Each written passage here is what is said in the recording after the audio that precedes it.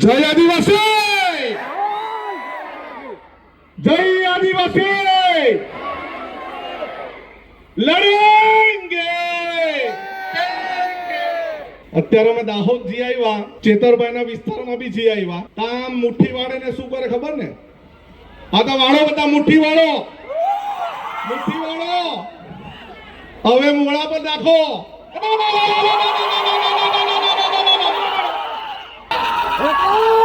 પાછા મુઠ્ઠી વાળો, ભાઈ બધા મુઠ્ઠી વાળો। હવે લાગો જોરમાં।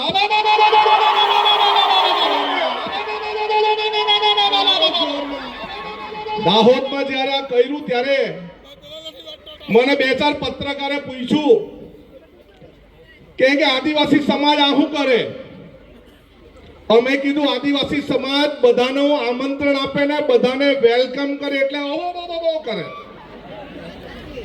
આદિવાસી સમાજ ગુસ્સામાં થાય ત્યારે શું કરે એમ કે ત્યારે મેં કહું પાડલિયા વાલી કરે, પાડલિયા વાલી। 100-150 પોલીસ વાળાના માથા ફોડી લાગ્યા। એ કામ કોણ કરે? આદિવાસી કરે।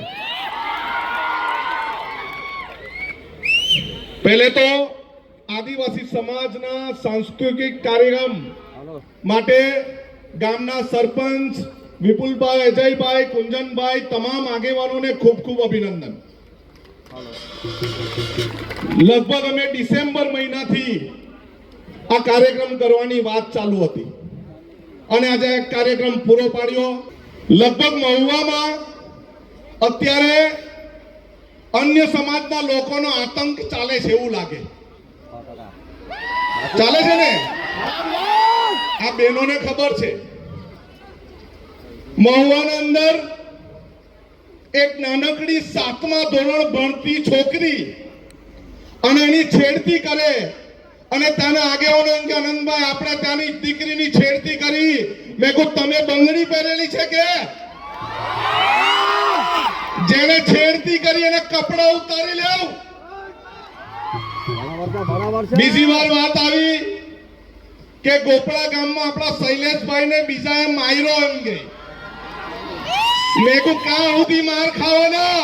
એને પકડીને મારો। અને આપણા સમાજના પોલીસ વાળા 2 જણને પકડવાના નહીં એમ કે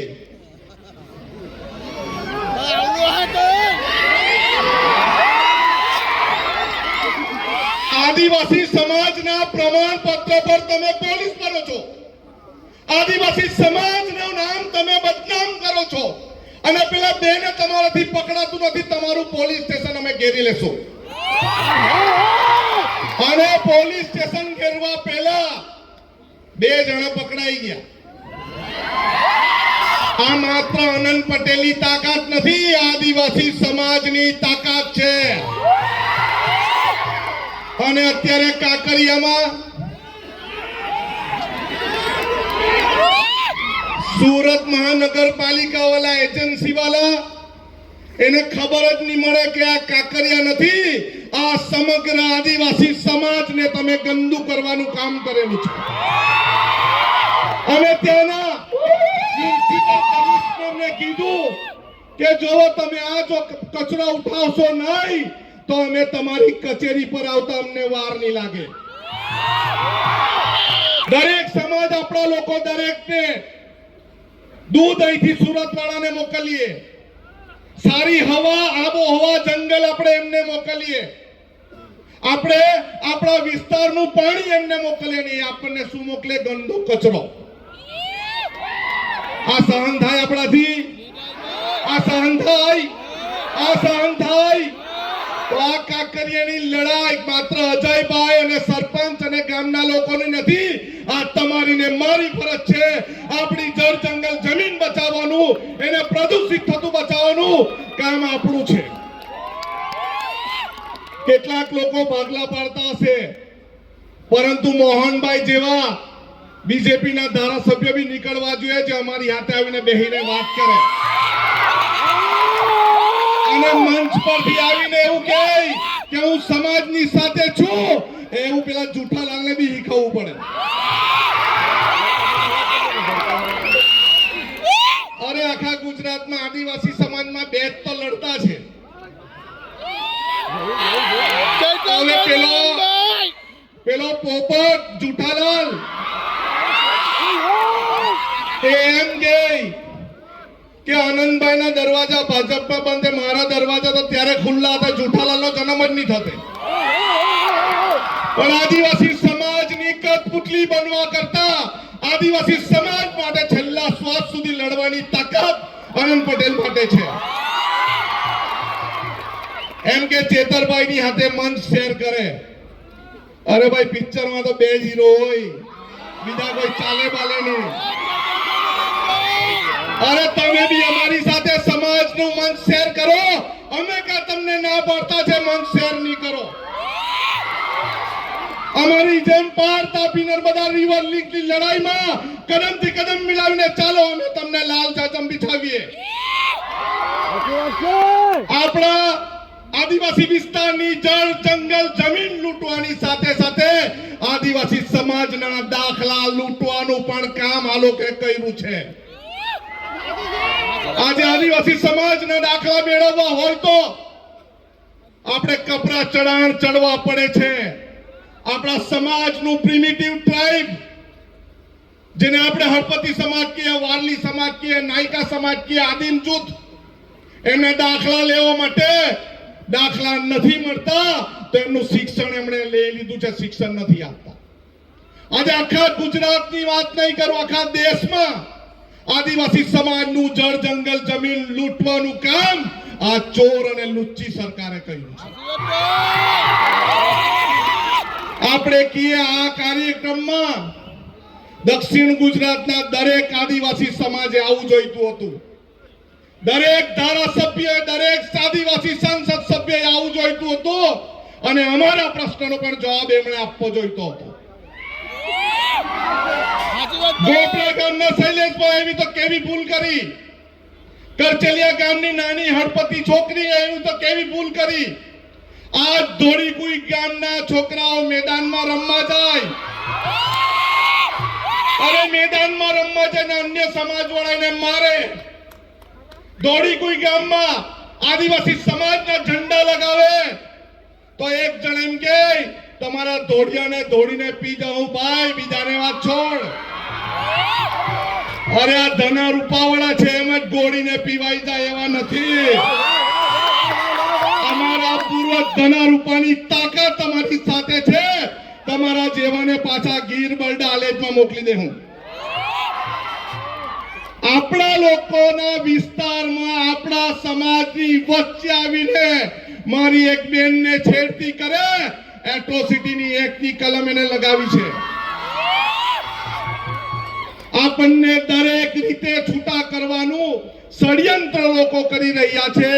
એ પરપ્રાંતિ સમાજ હોય કે અન્ય સમાજ હોય, મોહનભાઈને કહે તમે તો ધોળિયા, ચેતરભાઈને કહે તમે તો વસાવા, કુંજનભાઈને કહે તમે કુકડા, તમે ગામિત, તમે વારલી, તમે આદિમ જૂથ, તમે હળપતિ નાયકા સમાજ કહે છે.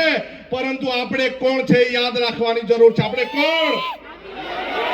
આપણે કોણ? આપણે કોણ? જ્યારે પણ તાલુકા પંચાયતમાં જાઓ, મામલતદાર ઓફિસમાં જાઓ, પોલીસ સ્ટેશનમાં જાઓ, ફાડ્યું બાંધીને જાઓ, અમે આદિવાસી છે સાંભળવાના છે કે હું કરવાના? કોઈ બી અધિકારી બહારથી આવીને આપણને ગભરાવાની ડરાવવાની વાત કરે, ભાઈ તમે તમારા વિસ્તારમાં જઈને ગભરાવજો, ડરાવજો. અમારા વિસ્તારમાં આદિવાસી સમાજ જાગી ગયા છે અને આપણે ખાલી આદિવાસી સમાજ નો અભિમાન ગર્વ લેવા માટે નથી. આપણે એના માટે છે કે આપણી લાખો બહેનો સવારમાં ઉઠે, ઢોરનું વાસીદું કરે, પશુપાલન કરે ને દૂધ કાઢે અને દૂધ પાણીના ભાવે આપણે સુમુલમાં મોકલી આપીએ ને. અરે આપણે દૂધ જો નહીં ભરીએ ને 2 દિવસ તો સુરત વાળા ચા નહીં પી શકે. અરે આપણે શાકભાજી સારી નહીં ઉગાડીએ, લસણ, મેથી, પાલક, તો એ લોકોને ખાવાનું નહીં મળે. આપણે જો ડાંગર નહીં ઉગાડીએ તો એ લોકોને ભાત ખાવાના પણ ફાફા પડી જાય. એ કઈ દૂરથી લાવતા નથી, એને જમીનમાં નાખવું પડે અને એ માત્ર ને માત્ર આદિવાસી સમાજ જ કરે છે. આપણા લોકોએ એકબીજાને સહકાર આપવો જોઈએ અને જે આગેવાન નેતા છે, યુવાનો છે, અનંત પટેલની પાસે ઉનાઈ સુધી કેમ આવવું પડે? તમારા જ વિસ્તારમાં, તમારા જ ગામમાં અનંત પટેલ અને ચેતર વસાવાને પેદા કરો. પછીની ગાંઠે તો અમે તો તૈયાર જ છે પિક્ચર જોવા માટેની, પિક્ચરમાં લડવા માટે અમે તૈયાર છે. આપણા યુવાનોને જેમ બને તેમ ભણતા શીખવો, શિક્ષણ લેતા શીખવો, ઉચ્ચ શિક્ષણમાં જવો જોઈએ. અને એક ગંભીર ચિંતા આપણા વિસ્તારમાં છે, વ્યસનની ચિંતા છે, ડ્રગ્સની ચિંતા છે, અફીણની, ગાંજાની ચિંતા છે. અને એની સાથે સાથે કેટલાક સમાજના દલાલો આપણી દીકરીને કચ્છ અને કાઠિયાવાડમાં પરણાવે છે. એ બંધ કરવું પડશે. આપણે આપણી દીકરીને આપણા વિસ્તારમાં કોઈ એવા દલાલ હોય તો અમને નામ આપજો, આપણે એને સમજાવવાના છે. આપણી દીકરીને કચ્છ અને કાઠિયાવાડ નથી મોકલવાનું, આપણી દીકરીને આપણે અહીંયા જ રાખવાની છે. હવે મને થોડી કુઈવાડા, તમે સંગઠન બનાવ્યું છે ને, ગોપડાવાળાએ સંગઠન બનાવ્યું છે ને, શૈલેષભાઈ બનાવ્યું ને? હા, કરચેલિયાવાળાએ સંગઠન બનાવ્યું, ગોપડાવાળાએ સંગઠન બનાવ્યું, કાકરિયાવાળાએ બનાવ્યું છે ને સંગઠન.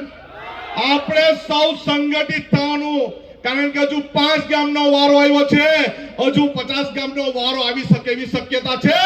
એની લડત માટે આપણે આંદોલનકારી બનવાનું છે. સડકથી સંસદ સુધી જવાનું છે. જેને દાખલા ચોર્યા એની પાસે જવાનું છે, પાણી ચોર્યું છે એની પાસે જવાનું છે, જમીન ચોરી છે એની પાસે જવાનું છે, જંગલ ચોર્યું એની પાસે જવાનું છે, ખનિજ ચોર્યું એની પાસે જવાનું છે. જવાબ માંગવાનો છે કે અમે અમારું જળ, જંગલ, જમીન, ખનીજ આપવાના નથી અને નથી.